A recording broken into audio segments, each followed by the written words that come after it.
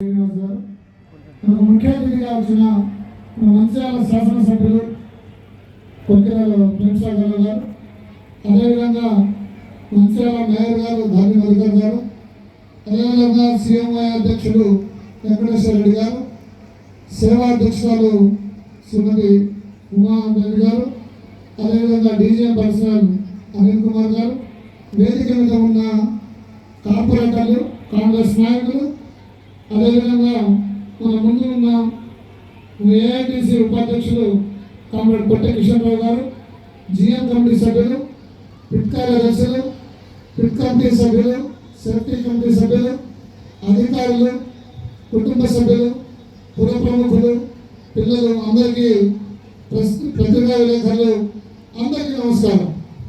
మనందరికీ తెలిసిందే, మనం 69 సంవత్సరాలు పోరాటం చేస్తే ఈ తెలంగాణ వచ్చింది. ముఖ్యంగా ఈ తెలంగాణ రావడంలో ముఖ్య పాత్ర పోషించింది సింగరేణి కార్మికులు. సింగరేణి కార్మికులు సకల జనుల సంఘంలోకి వెళ్ళిన తర్వాత రెండవ రోజు నుంచి ఆర్టీసీ కార్మికులు కూడా కలిసి అందరం కలిసి పోరాటం చేస్తే ఈ తెలంగాణ వచ్చింది. ప్రభుత్వ ఉద్యోగులు జీతం తీసుకొని పోరాటం చేశారు, సింగరేణి కార్మికులు జీతం పోగొట్టుకొని పోరాటం చేసి సాధించారు తెలంగాణ.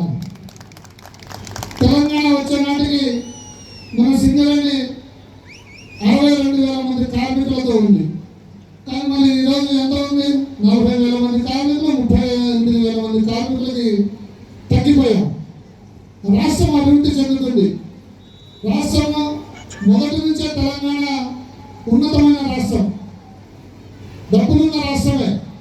దాన్ని తెలంగాణ వచ్చిన తర్వాత దాన్ని అభివృద్ధి పదంలో తీసుకెళ్ళడానికి రాజకీయ పార్టీలు, రాజకీయ నాయకులు ప్రయత్నం చేస్తున్నారు.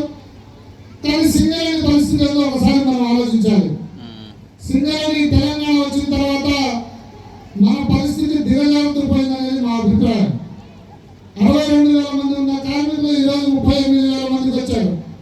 తెలంగాణ వచ్చిన తర్వాత ఒక కొత్త మైండ్ రాలేదు, కొత్తగా ఇక్కడ ఉన్న పిల్లలకి ఉద్యోగాలు రాలేదు, ఉపాధి రాలేదు, ఉన్న మనసు మూసేస్తున్నారు. రాబోయే రోజుల్లో ఈ కార్మికుల సంఖ్య తగ్గిపోతుంది.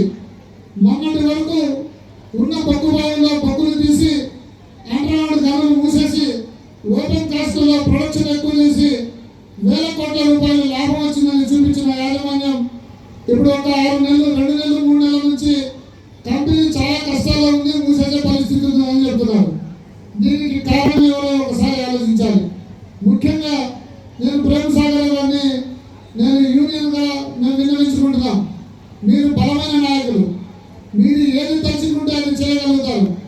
అది ఏ ఫోరంలో అయినా సరే నిర్మోహమాటంగా మాట్లాడి న్యాయం చేస్తారనే నమ్మకం మాకుంది. కాబట్టి మీరు ఈ సింగరేణి మీద ఒక దృష్టి పెట్టాలి. సింగరేణిలో ఉన్న కొత్త ప్రాజెక్టులు తీసుకురావడానికి, సింగరేణికి రాష్ట్ర ప్రభుత్వం ఇవ్వాల్సిన 56,000 కోట్ల రూపాయలు ఇవ్వడంలో, అదేవిధంగా సింగరేణిలో పెద్ద స్థాయిలో అవినీతి జరుగుతుంది, వాటి మీద మీరు దృష్టి పెట్టి ఈ సింగరేణిని కాపాడాల్సిన బాధ్యత మీకున్నదని ఈ సందర్భంగా మిమ్మల్ని మేము వేడుకుంటున్నాం. ఎందుకంటే ఈ సింగరేణి ప్రాంతంలో సంబంధించిన అతిపెద్ద డివిజన్ శ్రీరాంపూర్ డివిజన్, 10,000 మంది కార్మికులు, అధికారులు పనిచేస్తున్నారు. ఈ డివిజన్ మీ పరిధిలోకి వస్తుంది. తప్పకుండా మీరు దాని మీద ఒక గట్టిగా దృష్టి పెట్టాలని మేము కోరుకుంటున్నాం. అదేవిధంగా గుర్తింపు కార్మిక సంఘంగా మేము ఇప్పటికీ 7 సార్లు ఎన్నికలు జరిగితే 4 సార్లు గుర్తింపు కార్మిక సంఘంగా గెలిచాం.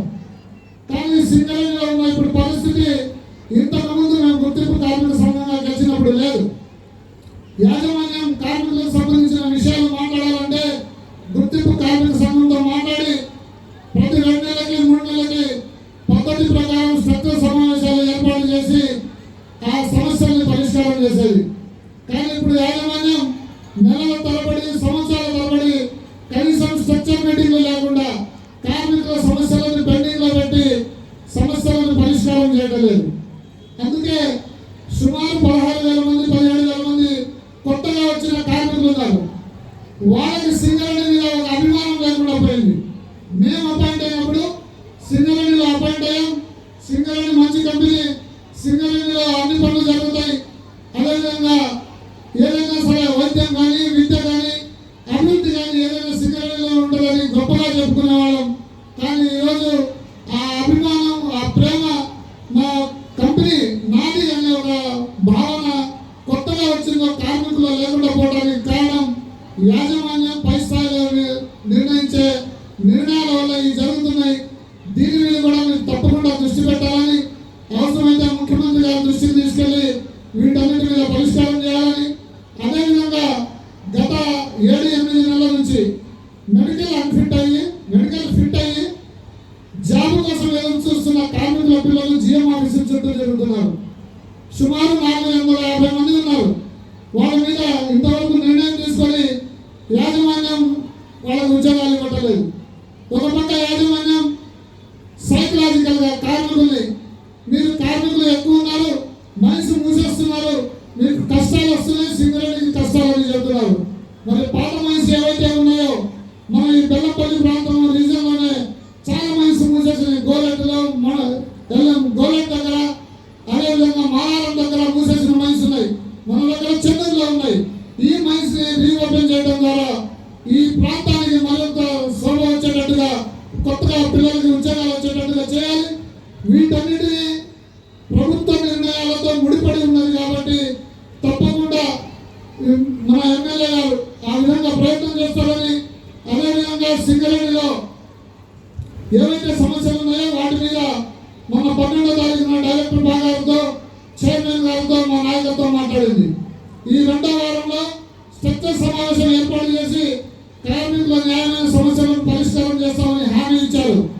ఒకవేళ అలా పరిష్కారం చేయకపోతే, ఆ హామీని నెరవేర్చకపోతే అవసరమైతే సింగరేణిలో సమ్మె చేసైనా సరే సింగరేణి కార్మికుల సమస్యల పరిష్కారానికి గుర్తింపు కార్మిక సంఘంగా అన్ని కార్మిక సంఘాన్ని కలుపుకొని ముందుకెళ్తామని ఈ సందర్భంగా కార్మికులకు తెలియజేస్తున్నాం.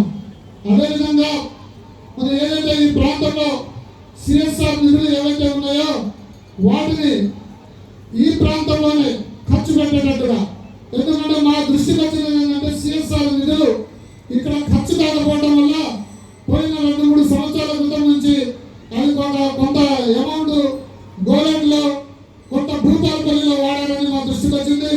తప్పకుండా సిఎస్ఆర్ నిధులను ఇదే ప్రాంతంలో ఖర్చు పెట్టేటట్టుగా వాటి మీద సరైన చర్యలు తీసుకుంటారని ఆశిస్తూ ఈ అవకాశం ఇచ్చినందుకు